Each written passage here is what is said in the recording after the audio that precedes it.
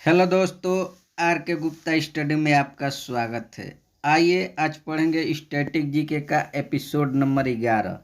तो इसका पहला क्वेश्चन है, तो मगध वंश का वह कौन सा शासक था जो वैशाली के नृत्यांगना अमरपाली के प्यार में पड़ गया था। तो इसका पहला ऑप्शन है अजातशत्रु, बी है बिंबिसार, सी है महापद्नंद, डी है चंद्रगुप्त मौर्य। तो इसका आंसर हो जाएगा ऑप्शन नंबर ए अजातशत्रु। अब बिंबिसार के बारे में देखेंगे तो बिंबिसार हर्यक वंश का संस्थापक बिंबिसार था तथा हर्यक वंश का अंतिम शासक कौन था तो शिशुनाग था। अब आइए महापद्नंद, तो यह नंद वंश का संस्थापक महापद्नंद था तथा अंतिम शासक घानानंद था।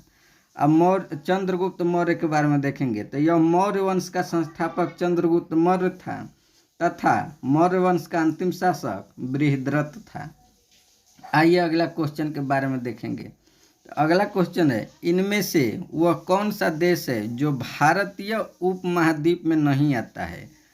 तो ऑप्शन ए है भारत, बी है पाकिस्तान, सी है नेपाल, डी है श्रीलंका। तो इसका आंसर हो जाएगा ऑप्शन नंबर डी श्रीलंका।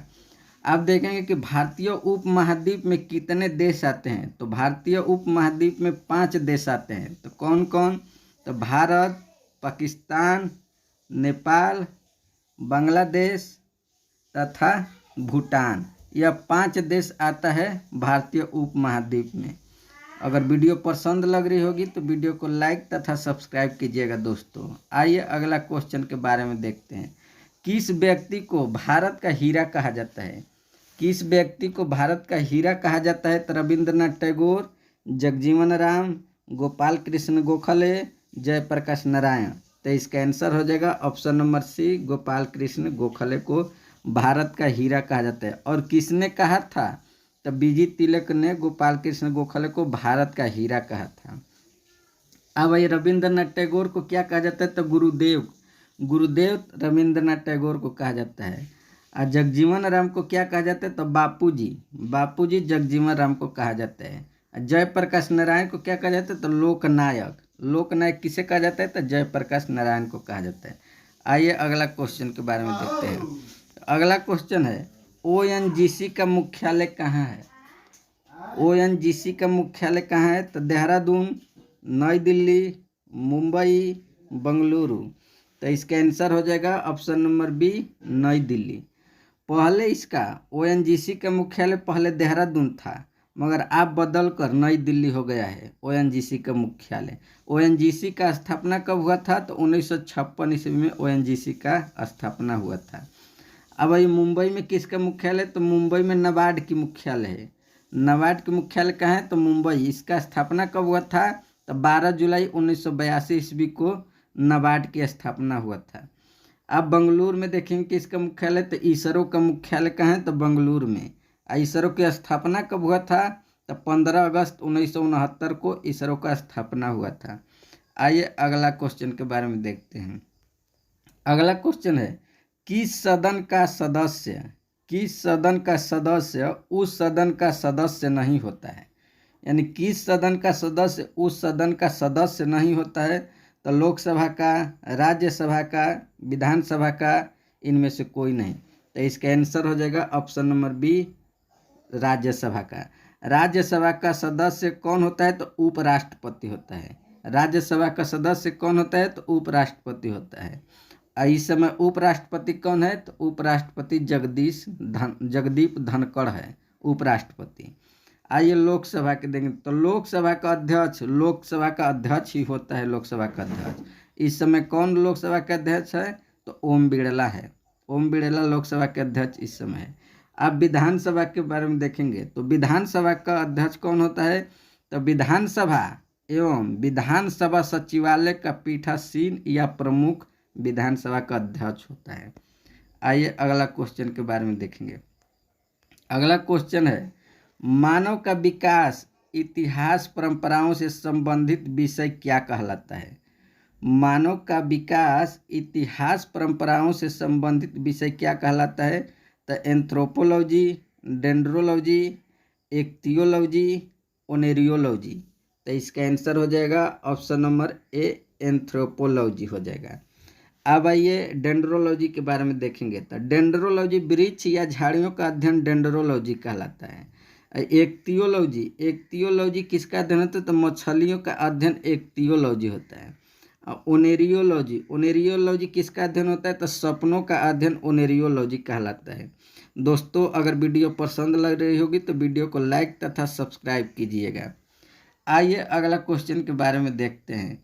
तो अगला क्वेश्चन है कि जैनालंका किस झील में स्थित है? जैनालंका किस झील में स्थित है? तो लोकटक झील, चिल्का झील, पुलिकट झील, बुलर झील। तो इसका आंसर हो जाएगा ऑप्शन नंबर डी, बुलर झील में। जैनालंका बुलर झील में जम्मू कश्मीर में स्थित है। इसको किसने बनवाया था? तो जैनुल अब्दीन ने बनवाया था जैनालंका को। यह बुलर झील जम्मू कश्मीर में है।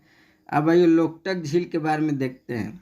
तो यह पूर्वोत्तर भारत का सबसे बड़ी मीठे पानी की झील है। लोकटक झील जो मणिपुर में पड़ता है, यह पूर्वोत्तर भारत का सबसे बड़ी मीठे पानी का झील है लोकटक झील, जो मणिपुर में स्थित है। चिल्का झील के बारे में देखेंगे। तो चिल्का झील में स्थित नलबाना पक्षी अभ्यारण्य है। नलबाना पक्षी अभ्यारण्य किस झील में है? तो चिल्का झील में स्थित है। आइए पुलिकट झील। पुलिकट झील यह आंध्र प्रदेश तथा तमिलनाडु के सीमा पर है। पुलिकट झील यह किस राज्य में? तो आंध्र प्रदेश और तमिलनाडु के सीमा पर है। इसका सबसे अधिक भाग तमिलनाडु में पड़ता है, इसीलिए पुलिकट झील तमिलनाडु में देता है। आइए अगला क्वेश्चन के बारे में देखते हैं। तो अगला क्वेश्चन है कि किस संविधान संशोधन के तहत उड़िया भाषा का नाम बदलकर ओड़िया कर दिया गया है? यानी किस संविधान संशोधन के तहत उड़िया भाषा का नाम बदलकर ओड़िया कर दिया गया? तो ऑप्शन ए है 69वां संविधान संशोधन 1991, बी है 61वां संविधान संशोधन 1989, सी है 15वां संविधान संशोधन 1963 और डी है 96वां संविधान संशोधन 2011। तो इसका आंसर हो जाएगा ऑप्शन नंबर डी, 96वां संविधान संशोधन 2011। अब आइए 69वां संविधान संशोधन 1991 के बारे में देखेंगे। तो यह 69वां संविधान संशोधन 1991 में दिल्ली को राष्ट्रीय राजधानी बनाया गया था, यानी राष्ट्रीय राजधानी घोषित कर दिया गया था 69वां संविधान संशोधन 1991 में। अब 61वां संविधान संशोधन 1989 के बारे में देखेंगे। तो 61वां संविधान संशोधन 1989 में मतदान की आयु 21 वर्ष से घटाकर 18 वर्ष कर दिया गया था। 21 वर्ष से घटाकर 18 वर्ष कर दिया गया था 61वां संविधान संशोधन 1989 में। अब ये 15वां संविधान संशोधन 1963 ईस्वी के बारे में देखेंगे। तो इसमें हाई कोर्ट यानी उच्च न्यायालय के सदस्यों की आयु सीमा 60 वर्ष से बढ़ाकर 62 वर्ष कर दिया गया है। यानी पूछेगा कि हाई कोर्ट के सदस्यों की आयु सीमा 60 वर्ष से बढ़ाकर 62 वर्ष किस संविधान संशोधन के तहत कर दिया गया है? तो 15वां संविधान संशोधन 1963 ईस्वी के। आइए अगला क्वेश्चन के बारे में देखते हैं। अगला क्वेश्चन है कि भारत में सफ़ेद बाघ के लिए प्रजनन केंद्र किस राज्य में स्थापित किया गया है?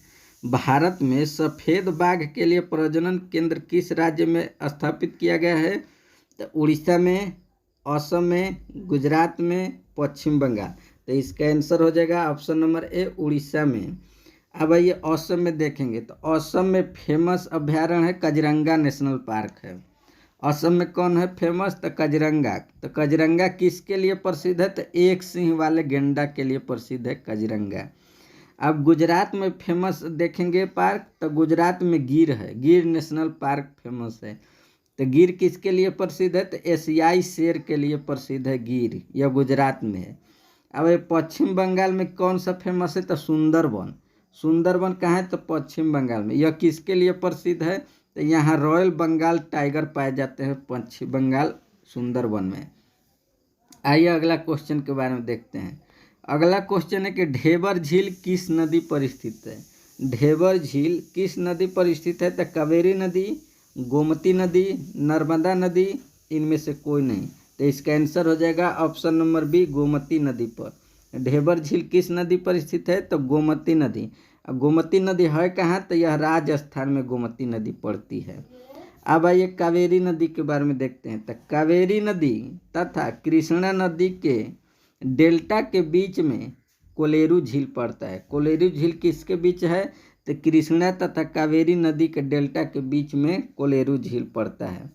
अब नर्मदा नदी पर सरदार सरोवर बांध स्थित है। किस नदी पर? तो नर्मदा नदी पर। अगर वीडियो पसंद लगी होगी दोस्तों तो वीडियो को लाइक तथा सब्सक्राइब कीजिएगा।